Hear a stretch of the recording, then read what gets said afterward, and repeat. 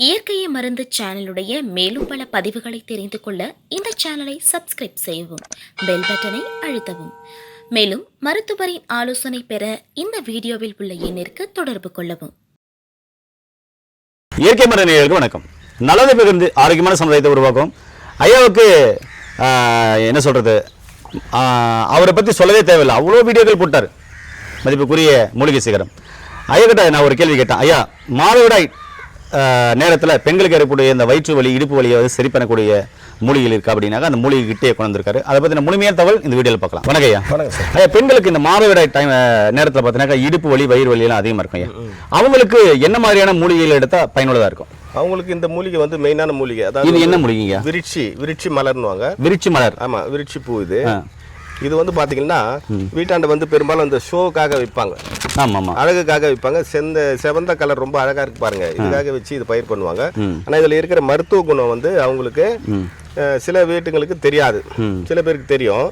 இந்த பூக்களை இப்படியே பறித்து நல்லா இன்னும் கொஞ்சம் கூடுதலான பூ இந்த அளவுக்கு எடுத்துக்கலாம்.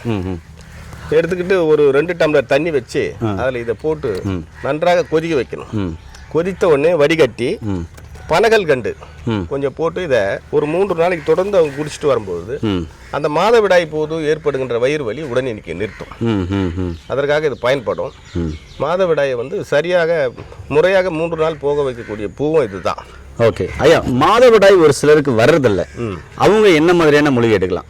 அவங்க இந்த மூலிகை எடுத்துட்டு இந்த மூலிகை நல்லா ஒரு கைப்பிடி அளவுக்கு எடுத்துக்கணும். இந்த பூவை எடுத்துக்கிட்டு பூங்காவி செந்தூரம்னு சித்த மருத்துவ கடையில் கிடைக்கும், இதான் மெடிக்கலில் கிடைக்கும்.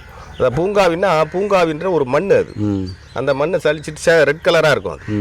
அதுவும் படிகாரத்தை நெருப்பில் இட்டு பொரிச்சிடணும். பொரிச்சு மண்ணை கடாயில் வச்சு பொரிக்கும் போது அது பொரிகாரம்னு சொல்லுவாங்க, மாறிடும், வெள்ளை கலராக மாறிடும். படிகாரத்தில் இருக்கிற அந்த நீர் வெளியே போயிடும். அந்த நீர் வெளியே போயிட்ட பிறகு அது சாப்பிடக்கூடிய தன்மையாக ஆகிடும். அப்போது அந்த பூங்காவியும் அந்த படிகாரம் பொரிச்சதும் சம அளவு சேர்த்து இந்த பூக்களை போட்டு நல்லா அரைக்கணும். அரைக்கும் போது மெழுகு மாதிரி வந்துடும்.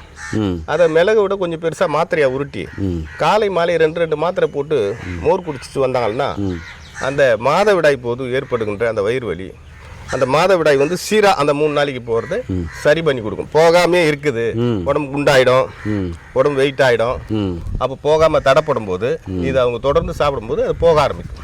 இந்த 3 நாள் நல்லா கிளியராக போகும். அதான் ஏனே அதாவது பெண்களுக்கு மாதவிடாய் டைமில் ஏற்படுற வயிற்று வலி, இடுப்பு வலி, இல்லை மாதவிடாய் சீரற்று போகிறது, முறையற்று வர்றது, அப்படி அதுக்கு எல்லாத்துக்கும் பார்த்தீங்கன்னா ஒரு அற்புதமான தகவல் பார்த்தீங்கன்னா நம்ம வீட்டால் வளர்க்குற அழகு செடியிலேருந்து சொல்லியிருக்காரு. இப்படிப்பட்ட மருத்துவ தொகைகளையும் மூலிகைகளை பற்றி தெரிந்து கொள்ள நம்முடைய சேனலை சப்ஸ்கிரைப் பண்ணிக்கோங்க, ஃபாலோ பண்ணாத ஃபாலோ பண்ணிக்கோங்க. மீண்டும் இன்னொரு அருமையான பதிவு சந்திக்கலாம். நன்றி, வணக்கம். வணக்கம் ஐயா.